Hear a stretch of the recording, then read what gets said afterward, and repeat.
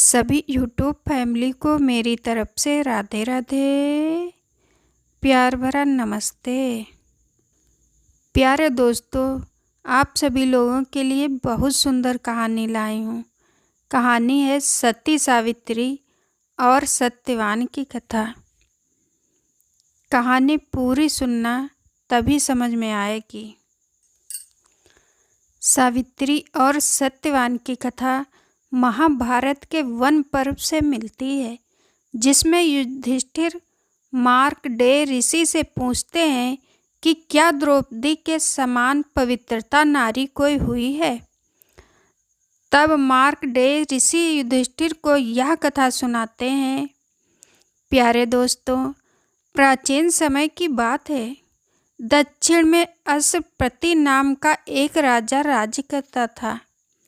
राजा अश्वपति बहुत ही वीर, प्रतापी, धर्मात्मा और प्रजापालक था, लेकिन उसके कोई संतान नहीं थी। ज्योतिषियों का कहना था कि उनके भाग्य में संतान का कोई योग नहीं है, लेकिन साथ ही उपचार भी बताया कि यदि वह देवी सावित्री की पूजा करे तो उनकी कृपा से उन्हें संतान की प्राप्ति हो सकती है। राजा अश्वपति ने 16 वर्ष तक कठोर तपस्या की, जिससे उन्हें एक कन्या की प्राप्ति हुई। क्योंकि सावित्री देवी की कृपा से प्राप्त हुई थी, अतः उन्होंने उसका नाम भी सावित्री ही रख दिया।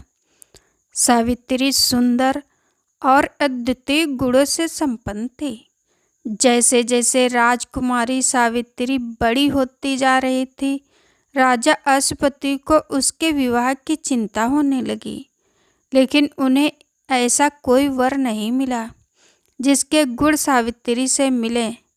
अतः उन्होंने उसे स्वयं अपना पति चुनने की स्वतंत्रता दे दी। प्यारे दोस्तों, राजकुमारी देश देशांतर घूमी, लेकिन फिर भी उसे अपने योग्य वर नहीं मिला। आखिर जब राजकुमारी वापस लौट रही थी, तब उन्होंने देखा कि जंगल में एक युवक लकड़ियाँ काट रहा है। उन्होंने अपना रथ रुकवाया और उस युवक से जान पहचान की, तो पता चला कि उस लड़के का नाम सत्यवान है और यहाँ जंगल में अपने अंधे माता पिता की सेवा करता है। उसके पिता एक राजा थे, किंतु धोखे से उन्हें निर्वासित कर दिया गया। इतना जानकर और उनसे मिलकर रानी वापस लौट गई। अपने पिता के पास पहुंचकर रानी ने अपने चुने हुए वर के बारे में पिता को बताया। महाराज अश्वपति बहुत खुश हुए कि उनकी बेटी को उसके मन का वर मिल गया, लेकिन बाद में पता चला कि उसकी आयु 1 वर्ष ही शेष है। जब यह बात राजा अश्वपति ने अपनी पुत्री को बताई, तो उसने अपना फैसला बदलने से साफ मना कर दिया। आखिर बहुत समझाने के बाद भी सावित्री ने सत्यवान से ही विवाह किया। अब वह भी अपने पति के साथ जंगल में रहने लगी और सास ससुर की सेवा में लग गई। सावित्री दिन भर अपने घर का काम काज करती और जब भी समय मिलता अपने पति से ज्ञान ध्यान की चर्चा और ईश्वर से उसके लिए प्रार्थना करती थी। आखिर वह दिन भी आ गया जबकि सत्यवान की मौत को 3 दिन शेष बचे थे। सत्यवान प्रतिदिन जंगल में लकड़ियाँ काटने जाता था। सावित्री ने खाना पीना छोड़ दिया। वह दिन रात अपने पति के लंबी उम्र की कामना करने लगी। जब एक दिन शेष रहा और सत्यवान हमेशा की तरह कुल्हाड़ी उठाकर जंगल की तरफ जाने लगा, तो वह भी उनके साथ जाने लगी। सत्यवान के बहुत मना करने के बावजूद भी वह नहीं मानी और उनके साथ गई। सत्यवान एक पेड़ पर चढ़ा और लकड़ी काटने लगा। तभी उसे अचानक चक्कर आने लगे और वह नीचे गिर गया। सावित्री ने उसका सिर अपनी गोद में लिया और अपने पल्लू से पंखा झलने लगी। तभी वह देखती है कि सामने से एक काली छाया वाला देव पुरुष खड़ा है, जिसके हाथ में एक रस्सी है, जिसमें वह सत्यवान के सूक्ष्म शरीर को बांधे लिए जा रहा है। यह दृश्य देख सावित्री रोते हुए साहसपूर्वक बोली, हे देव, आप कौन हैं और मेरे प्राण धन को कहाँ लिए जा रहे हैं? वह छाया रुकते हुए बोली, हे तपस्विनी, तू पतिव्रता है, इसलिए मुझे देख सकती है, सो तुझे बताता हूँ। मैं यमराज हूँ।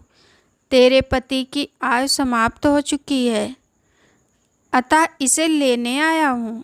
जब ये चक्कर खाकर गिरा था तब मेरे दूत आए थे, लेकिन तेरे सतीत्व के तेज के मारे वो इसे नहीं ले जा सके, इसलिए अब मैं आया हूँ। इतना कहकर यमराज चल पड़े। सावित्री यम के पीछे पीछे चल पड़ी। यम ने बहुत मना किया, लेकिन वह यही कहती रही कि मेरे प्राण तो अब लिए जा रहे हो, मैं जिंदा रहकर क्या करूँगी? कृपा करके हे देव, मुझे भी वहीं ले जाइए जहाँ मेरे पति को लिए जा रहे हो। सती की निष्ठा और पतिव्रत प्रेम को देखकर यम प्रसन्न हो गए। उन्होंने कहा, जा, मैं तेरे सास ससुर को आंखें देता हूँ, लेकिन मेरा पीछा छोड़ दे। फिर भी सती सावित्री नहीं मानी और उनके पीछे चलती रही। तब यम बोला, हे तपस्विनी, मैं उनका खोया राज्य भी उन्हें वापस दिला देता हूँ, अब तो मेरा पीछा छोड़ दे। करुण स्वर में सावित्री बोली, मेरे पति जिन्हें आप लिए जा रहे हैं, उनके बिना मेरा इन सब से कोई संबंध नहीं है। मुझे मेरे पति वापस कर दो, मैं चली जाऊंगी। झुंझलाकर यम बोला, हे देवी, तू जो चाहे वो मांग ले, पर मैं तेरा पति नहीं दे सकता। कृपा करके वापस लौट जा। तब सावित्री बोली, ठीक है देव, तो मुझे आशीर्वाद दीजिए कि सत्यवान से 100 पुत्र हों। बिना सोचे ही यमराज ने बोल दिया, तथास्तु, अब जा, और यम चल दिया। लेकिन सावित्री अब भी उनके पीछे चली जा रही थी। जब यम ने देखा तो बोला, अब तो तुम्हें वरदान भी मिल गया है, अब तो मेरा पीछा छोड़।